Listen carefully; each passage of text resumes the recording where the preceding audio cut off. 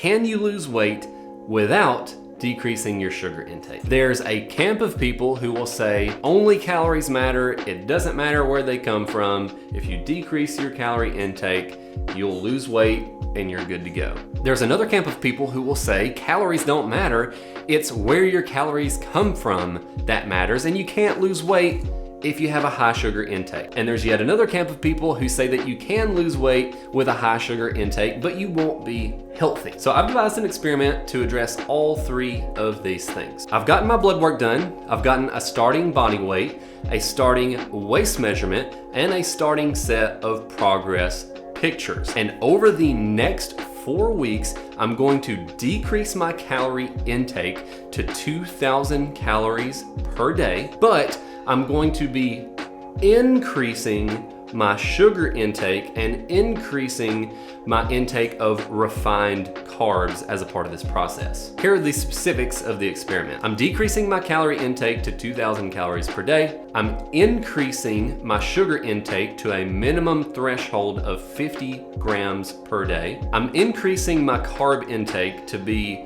approximately 45% of my total calorie intake, which is going to be about 225 grams of carbs a day. I'm decreasing my fat intake to only be approximately 20% of my total daily calorie intake, which is going to be about 44 grams of fat. I'm going to be consuming at least 3 servings of refined carbs per day. I will be eating some forms of processed foods every day, and if calories allow, I'm going to have 1 dessert per day. My wife Tracy is also going to be following along with this experiment as well, and she's going to be consuming 1,400 calories per day. She's going to be consuming the same percentages of carbs, sugar, and fats, but all of her numbers, of course, will be lower accordingly because her total intake is lower. And all of the other parameters are going to be the same for both of us. Those are the parameters of the experiment. So I'm going to be tracking all of those numbers for the progress of my weight and my health. We're going to stick to this strictly for 4 weeks, and those are going to be the only changes that we make. We're not going to make any changes to our activity levels, and we're not going to make any changes to our workout schedule. That way we can eliminate those variables, and the only thing that will change is going to be the drop in calories and the increase in sugar, refined carbs, and processed foods. I'm going to give a weekly update throughout this process, and then at the end of the 4 weeks, we're going to get a final body weight, final waist measurement, final set of progress pictures, and we're going to get our blood work retested to see, did we lose weight? How much weight did we lose? Did our blood work get worse, or did our blood work get better, or did it not change at all? So we're gonna find out all of those things coming up. And as a quick disclaimer before we go any further with this, I am not a medical doctor. This is not medical advice. This is just an experiment that my wife and I are performing on ourselves. We just finished looking over our initial blood work, and there's a few things that I want to point out. One, my LDL cholesterol is a little bit high. This is something that I was already aware of. There is a genetic component to cholesterol, so some people have to work a little bit harder to keep their cholesterol down. This is something that I became aware of a while back, and something that I have already been working to improve, and my LDL cholesterol actually is better with this blood work versus the last time I got my blood work done about a year ago. So we're already making improvements there. 2, my creatinine levels are a little bit high as well. Creatinine is a blood marker that is used to monitor the health of your kidneys, because if you are having kidney issues or if you're going into kidney failure, your creatinine levels will be elevated. But it's kind of a one-way street. It doesn't necessarily work both ways. If your kidneys are struggling, your creatinine levels will be high, but if your creatinine levels are high, that does not necessarily mean that your kidneys are struggling. Another thing that will make your creatinine levels a little bit higher is if you have a very high protein diet, which I do. With that said though, that doesn't necessarily mean that I want my creatinine levels to be high, so I am going to stay a little bit more hydrated throughout this process as well, just to see if we can bring that number back down a bit. As for Tracy, the only thing of note is her blood glucose is a little bit high, so I'm curious what we'll see with that final blood work with her, because if she loses weight, will her blood glucose levels be more stable because of the weight loss, or will they be higher because she's eating more sugar? So we'll see what happens there. We've made it to the end of the first week. Here's a quick update on how things are going so far. I'm down 3.8 pounds this week, and I'm down half an inch off of my stomach. And as far as how things are going with the actual diet itself, I've stuck to it every single day this week so far, and I'm feeling pretty good. My energy levels are pretty stable. My workouts have been going really well, actually. I thought that my workouts would actually take a hit since I dropped my calories quite a considerable amount, but my workouts have actually been going better this week than they have prior to starting this experiment. It could be due to the increased carbohydrate and sugar intake, so I have more energy readily available for those anaerobic exercises, weightlifting exercises. So the workouts have been absolutely phenomenal this week. Energy levels outside of workouts have been great as well. I struggled a little bit in the mornings, but that's just because I admittedly was staying up a little bit too late this week, so I had a little bit of trouble hitting the snooze button. But other than that, energy levels are feeling good and stable. Hunger levels feel good and stable. I've never purposely increased my sugar intake before, so that's one area where I wasn't really sure what was gonna happen. I didn't know if my hunger levels would change or my cravings would change or anything like that, but my hunger levels have been pretty much what they have been prior to now. So surprisingly, not a lot of hunger issues, even though I have dropped my calories quite a bit. And cravings was really the wild card here, because I've never purposely increased my sugar intake before, so I didn't know how that would impact me, if I would have more cravings, less cravings, the same. I didn't really know how that was gonna go. And to my surprise, I actually have had significantly fewer cravings since starting this. And if anything, I've actually not enjoyed sugary treats nearly as much as before I started this experiment, because I know I have to eat them. And I would rather eat things that are gonna be a little bit more substantial so that I could get more bang for my buck when it comes to the calories that I'm allowed to eat during this experiment. For the first couple days, it was really fun because I was like, oh, I'm gonna eat an ice cream cone after dinner. I'm gonna eat some candy after dinner. But then after about day 2, I was like, man, do I really have to eat dessert? Do I really have to eat something sweet? I would rather have something savory or something a little bit more substantial with my calories. And I spoke with Tracy before getting on camera as well, and she said basically the same things that I've said about how she's feeling. She actually said that she's had more energy, and she, of course she is lighter. She said she feels lighter, she feels more energetic. She said her workouts have been going better this past week as well. She's had no cravings because she's not been deprived of anything, and she's actually enjoyed the process. She has struggled with hunger a little bit more than I have because her calorie intake has dropped a little bit more than mine has, but she's not struggled with cravings or anything like that, and the hunger has been pretty minimal for the most part. And she actually coincidentally has also lost 3.8 pounds, so the exact same that I've lost so far, and she's lost 1.2 inches off of her stomach. With that being said, so far everything has been going really smoothly, and we'll be back next week with the next update. Week 2 is in the books. Here's the recap, and pardon me for looking a little bit disheveled, just got done with my workout. Week 2 went pretty well. I have lost another 2.2 pounds for a total of 6 pounds, and I lost about another ½ inch off of my stomach. So that's just over an inch off my stomach for these first 2 weeks. And Tracy has lost 0.6 pounds for a total of 3.6 pounds so far. I misspoke last week. I said she lost 3.8 last week. She lost 3 last week. And so 0.6 added on there is a total of 3.6. She has lost another whole inch off of her stomach in the last week though. So she's actually lost more off her stomach than I have. She's lost just over 2 inches total off of her stomach. And as far as mood, energy, all those things, nothing has really changed for me. Same things that I said for last update apply here as well. Workouts have been going great again this week. Today's workout did suck a bit, if I'm being honest. I tweaked my shoulder a little bit, and I also smashed my finger. So quite an interesting combination of things to make it not the best workout. And Tracy, she did inform me that for the most part, everything that she said last week still applies here. She has been struggling just a little bit more this week when it comes to cravings versus last week. And we did go out to eat to celebrate my mother-in-law's birthday, and she went over a little bit on calories on that one day. But other than that, everything is still going great, so let's see how week 3 goes.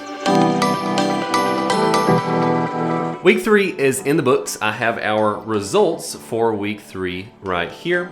I weighed in at 191.4, so I'm down 0.8 pounds from last week.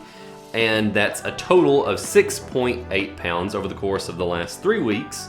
And then my stomach measurement was 31.49 inches, which is 0.6 inches lower than last week, and a total of 1.66 inches off of my stomach.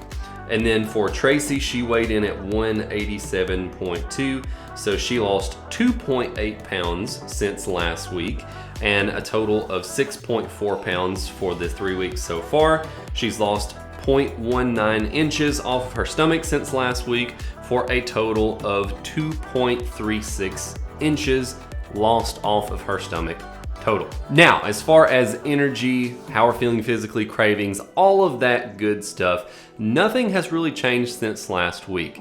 I felt pretty good this week, again, with the exception of my shoulder is still bothering me, so I had to modify my workouts a bit. And then also, speaking of modifying my workouts, I didn't think about this until a couple of days ago, but now that it has turned cold, I have not done nearly as much cardio as I was doing before I started this experiment. So that actually takes away from some of the results that I would have been seeing, and I need to get that cardio going again. And this week I did 1, and I think last week I did 1.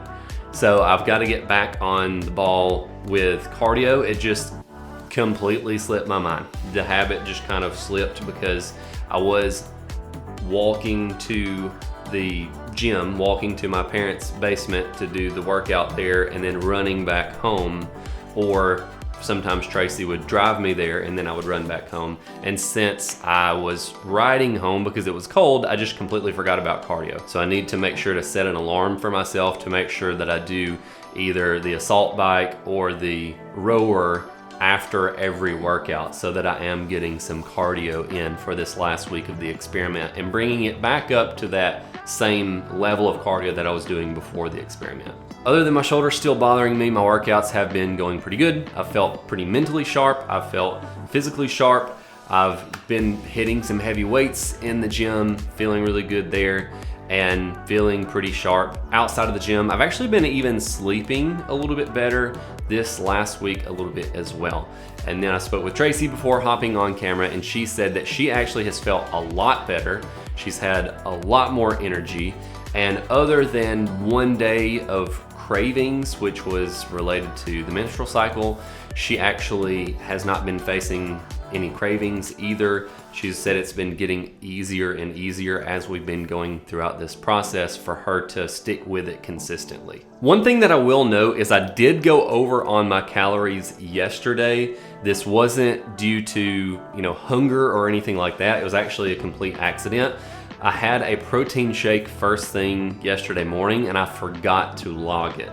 And then I remembered that I had it after I had already eaten all of my calories for the rest of the day. I actually thought that I hit 2,000 calories on the nose, and then right before bed I was like, oh crap, I forgot to log that protein shake. And so the protein shake put me 160 calories over. So I did want to make mention of why I went over on that one specific day. That's it for the week 3 recap. The next time I hop on camera is going to be after we get our blood work results back, and we're going to be talking about the final results of the experiment.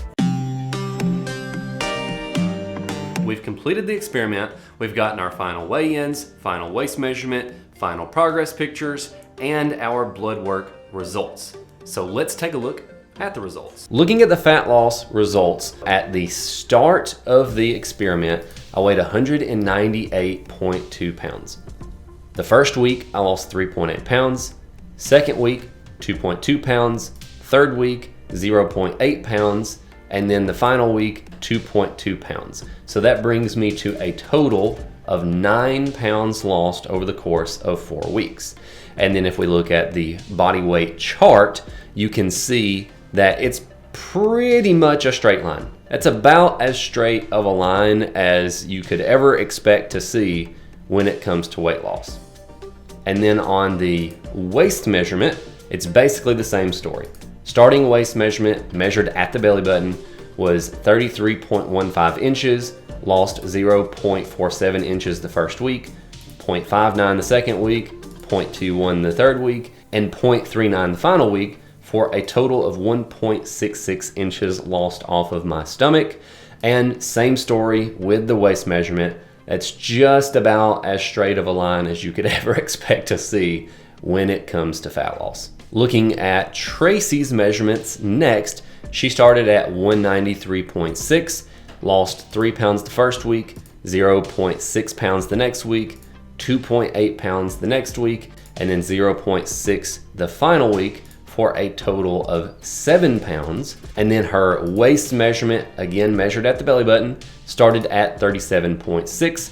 She lost 1.18 inches the first week, 0.99 the next, 0.19 the next, 0.24 the next, for a total of 2.6 inches off of her stomach over the course of 4 weeks. And with her body weight and waist measurement chart, they're not quite as straight or consistent, which, just as a general note, if you're not experienced with women's fat loss, women have a menstrual cycle. And so you have to deal with water retention and things like that. And so a waist measurement and a body weight chart are not going to be as straight of lines as with men. And so this is still a pretty consistent, pretty amazing looking chart here, and a great looking chart here as well.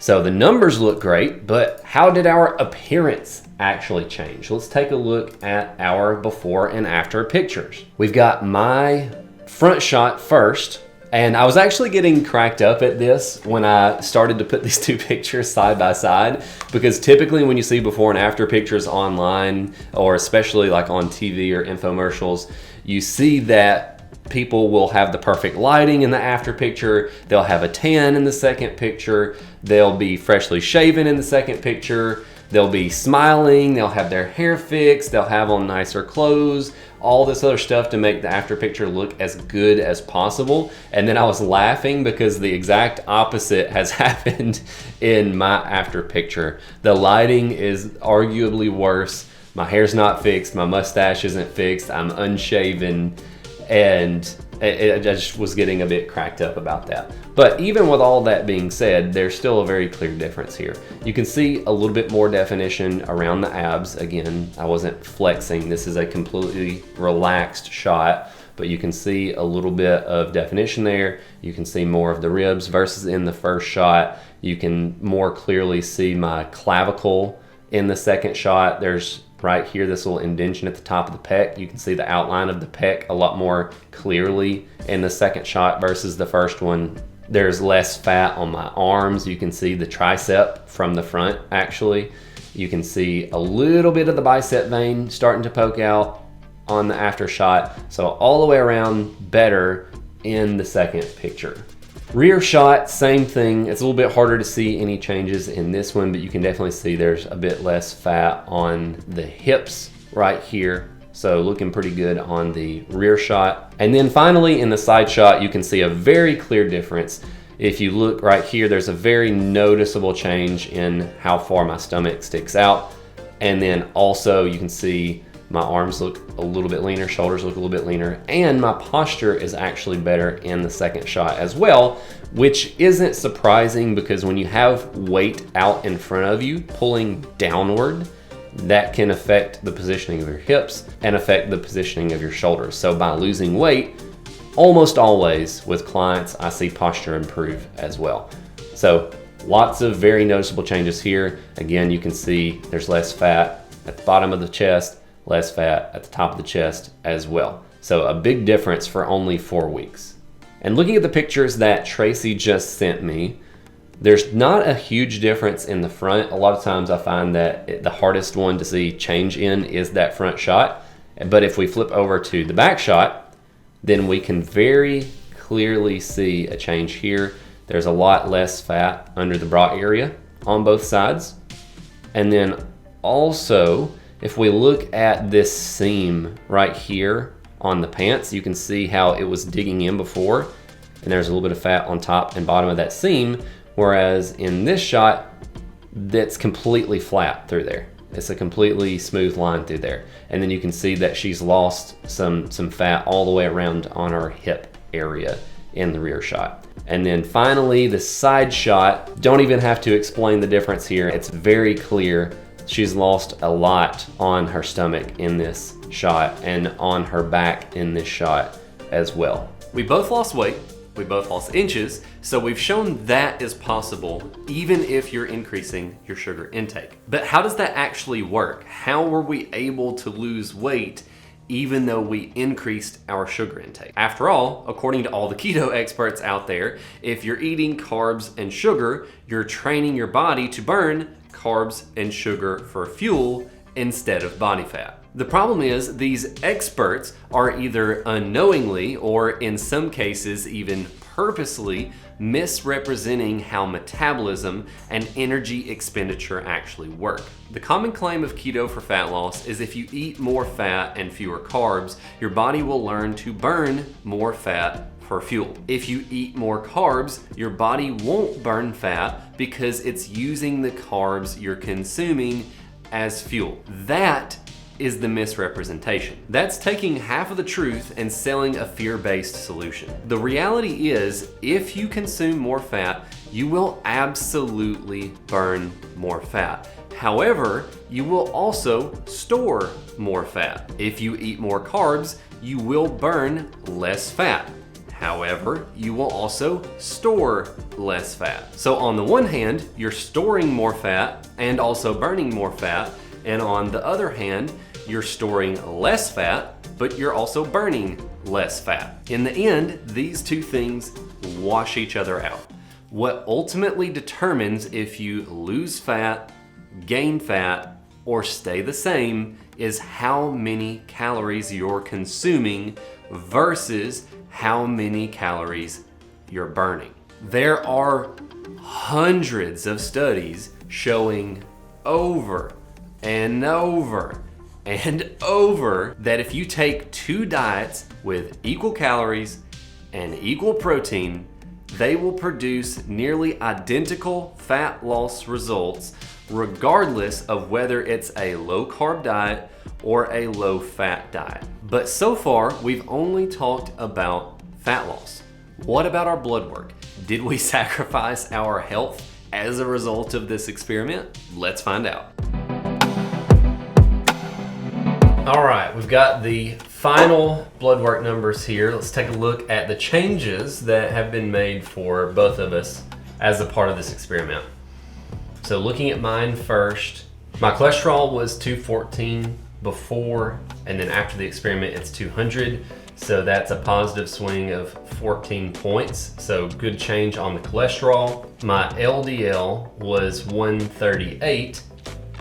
Now it's 125, so 13 points in the right direction. HDL was 55, now it's 56, so not really a significant change, but 1 point in the right direction. Not really much to note though. Triglycerides were 100 before, so they weren't high before, but they did go down by 14 points. So they're 14 points in the right direction now. My non-HDL cholesterol was is 144. It was 159, so that's 15 points in the right direction. My urea nitrogen and my creatinine are both a little bit better as well, but that shouldn't really have anything to do with the experiment that we were doing. It's just more the fact of I tend to not drink much water before I go to the doctor, so I don't have to use the bathroom on there. And I made a point to actually drink water, so this was probably just me actually being hydrated.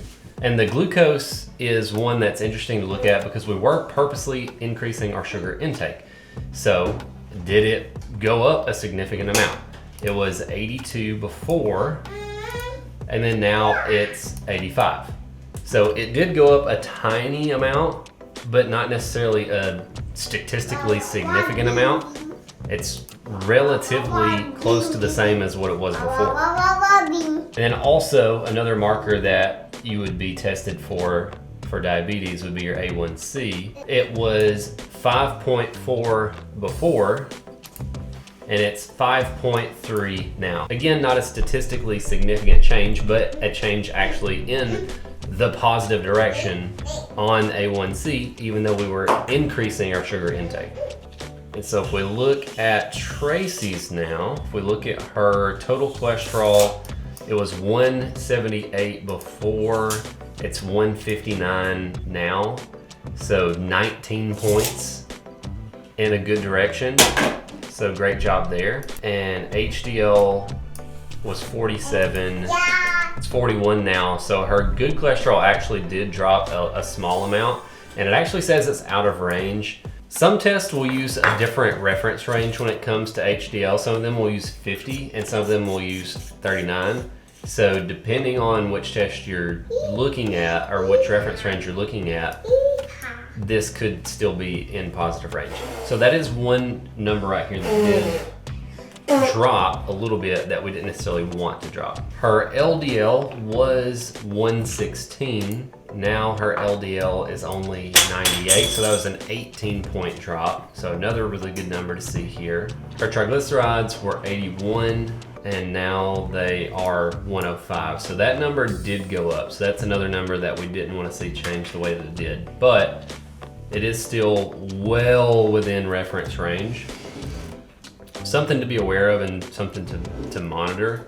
But with all the other numbers going in a positive direction, this one making that little bit of a change, this one negative doesn't outweigh the positives from everything else that we're seeing. And then glucose before was 109, and then now glucose is 97. So her glucose dropped by 12 points, even though we were purposely increasing sugar intake, because other than just increasing sugar intake, the overall quality of the diet improved and she lost weight. And that's a takeaway that we'll get into here in just a moment. We lost weight, lost inches, had basically no cravings, improved our blood work, and improved our energy levels. So that's a win, win, win, win, win. That seems like a slam dunk, right? So do we all need to be going out and increasing our sugar intake? Not exactly. Don't go making drastic changes to your diet just yet. There are some very important takeaways from this experiment. You can lose weight and you can improve your health while still having sugary foods in your diet, but that's not the takeaway. Really, all this experiment has shown is getting to a healthy weight range is one of the most powerful things that you can possibly do to improve your health, regardless of the method used to get there. I am not suggesting that you should go out and buy a bunch of sugary junk foods. I'm simply saying you don't have to avoid your favorite treats in order to improve your health. Psychology is very complex, and different people react differently to different things. But almost universally, if you are told something is off limits, that leads to you wanting that thing, eventually feeling deprived, and you're essentially setting yourself up for failure right out of the gate. Whereas if something is mandatory, that leads to you not actually wanting it as much. For some people, the easiest way to avoid craving specific treats is to not put those treats off limits. As I've already said a couple of times throughout this video, I experienced no cravings throughout this experiment, and Tracy only experienced cravings 1 or 2 days, but those were a result of the menstrual cycle, not as a result of the diet. And I feel it's important to note again that I am not advocating for a high carb, high sugar diet. I'm merely saying that you don't have to be scared of carbs and sugar. You have the freedom to choose the diet that is going to be easiest for you to stick to. If you can more easily stick to a high carb, low fat diet, do that. If you can more easily stick to a low carb, high fat diet, do that. Follow whichever approach allows you to most easily stick to the number of calories that you need to lose weight, maintain weight, gain weight, or whatever your specific goals are. And as far as the specific foods that you eat mostly healthy most of the time, get plenty of exercise, get plenty of water, get plenty of sleep. Don't overcomplicate things. And while this isn't the main topic of this video, I would be leaving out a crucial detail if I did not mention weightlifting. Another important factor in fat storage is what you ask your body to do with the fuel that you're eating. If you lift weights on a regular basis, your body will be forced to adapt by using more of the fuel you consume to repair and build muscle. That means there's less fuel left over to be stored as body fat. But perhaps that's a topic for a future video. If you've made it this far in the video and you want an approach that allows you to lose weight and get healthier while actually eating the foods that you enjoy, comment the words "not scared of sugar" and I'll give you the details. Hi, Bye bye, buddy. Hi, Tell the camera I love you. bye-bye, baby. Bye-bye, camera. Bye-bye, Gaga. Bye-bye, baby. Bye-bye, baby. Say bye bye, camera. Bye-bye, camera. Say bye bye, camera. Bye-bye, baby. Good job.